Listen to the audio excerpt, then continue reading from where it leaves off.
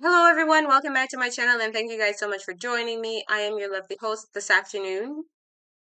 Nihanda Ihinyo Helmker, and if you're already looking at the thumbnail, you're looking at the title of this video, you know that it's something that you're enjoying, so why don't you hit that subscribe button?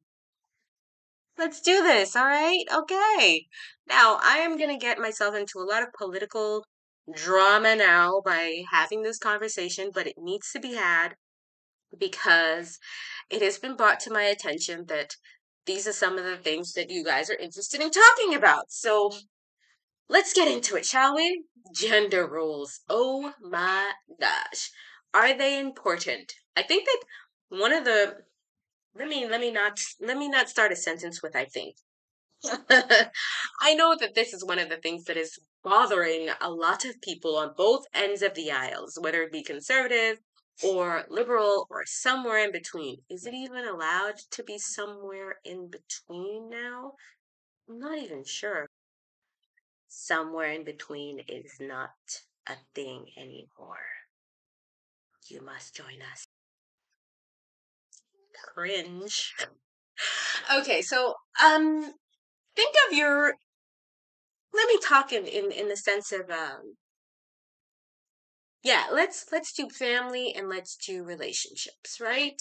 Gender roles in relationships are extremely important. Not because I said so, but because if you were to run your relationship, if you were to take a company that was functioning, efficient, and productive, you would have a person who had a job and has a job description, and their job is to fulfill said job description. And I know there's a very fine line between fulfilling your job description and going the extra mile and doing things when other parts of the company are not working out and you need to fill in for that person because maybe they're sick or they have something else to do. Everybody in a company generally has a job to do. Johnny's got a job to do. And so gender roles in a relationship kind of work the same way. If I were a janitor at a company, you would not find me at the CEO desk passing laws on what our next fiscal year would look like. People would be a little bit weirded out and a little bit uncomfortable about my level of competence. It's going to hurt some people. My level of competence, my level of ability, and just my general, like, um, know how in this field. If I were allowed to, as a janitor, share my opinions as to what works, 9 times out of 10, okay, with very rare anecdotal exception, my my company would then go under because I'm not qualified to do that job. Same way, if everybody went to work, came to the office one morning, and saw that all the trash wasn't taken out, all the paper wasn't taken out, the bathrooms are dirty, the coffee mugs from last week were still in the dishwasher, still in the sink, that would also not be a good situation because the janitor's being the CEO and the CEO is busy being the janitor, and neither one of them has any experience in either job to do that job to the best of their ability. Now, can the CEO learn how to be a janitor? Of course. Can a janitor learn how to be a CEO? Of course. But that's not the way companies are set up. Companies are set up in a way where things run efficiently based on a person's qualification, ability, and willingness to do said job. Now, that's how it's supposed to go, usually. And I know that's not how it always goes, but that's how it's supposed to go. And that's how it works. And that's how things become very efficient. Now, what ends up happening in relationships is that you have a janitor CEO situation. There are many reasons why these things can take place.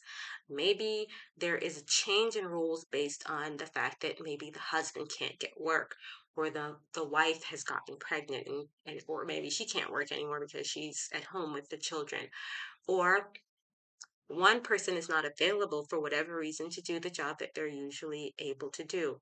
Now, I actually heard some females talking about you can't depend too much on your husband. The wife, he dies, and then you have to go back to work. Or maybe, yeah, maybe he does die, or maybe he's away and you have to go to the store and he's the one who always drives you and he's not there and you don't have your license. That can totally be my situation, by the way. I hate driving. Um, you can um and so this is one of the issues that ends up taking place in gender roles. Now, this is a little bit complicated for a lot of people to understand because we want equality. And a lot of people seemingly, I just finished reading a book called Factualness that talks about this. A lot of people confuse facts and gender roles based on their perception of what they think oppression and gender roles are supposed to be. And a lot of the time that happens because we don't actually understand our own role and how important it is for everything to work out efficiently, properly, smoothly. And we don't necessarily understand the role of the other person. And a part of that tends to end up being a lack of appreciation either on both ends or for the other person. Now, how do we fix that? It's too complicated. This would actually, for me, be one of the situations where I'd have to sit with a couple case by case and divulge and unpack where are some of the issues in terms of people's background and environment.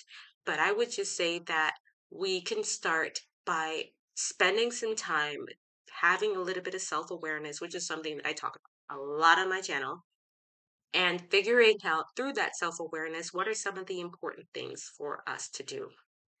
If you have two parents, which is the case in a lot of households, going to work and you guys have children, chances are childcare will be left up to a third party.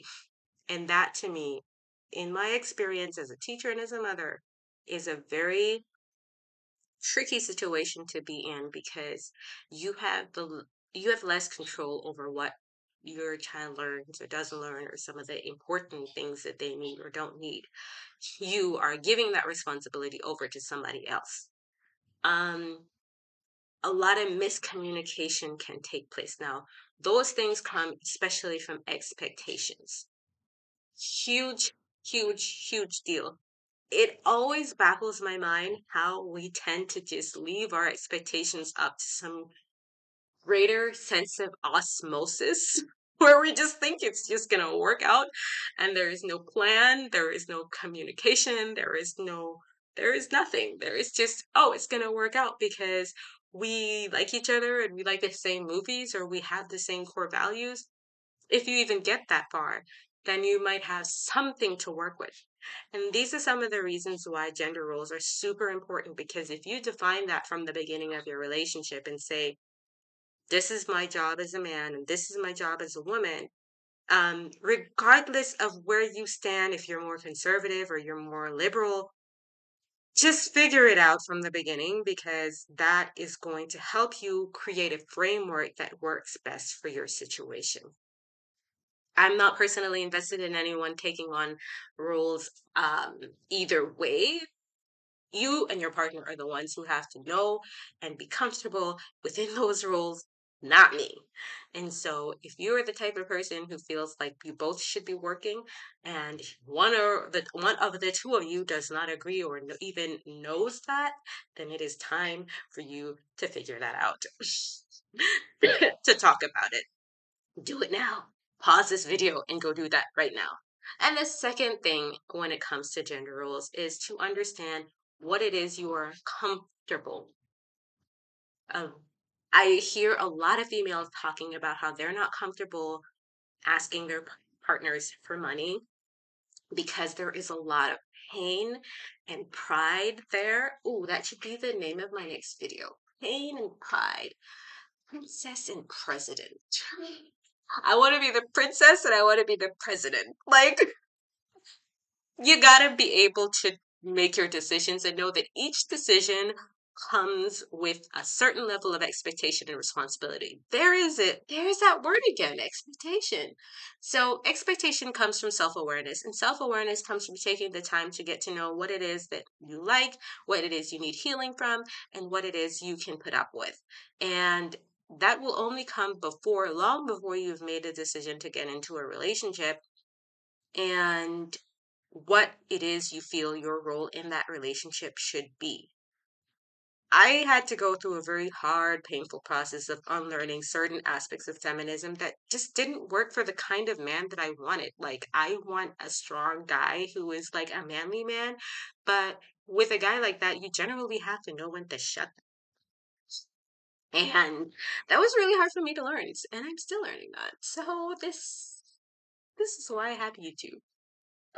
So, guys, I hope that this has helped you, and it's definitely, good to have these kinds of conversations with your partner. If you feel like this information is helpful, please like and subscribe, and I'll see you in the next one. And of course, if you can, stay safe and stay free.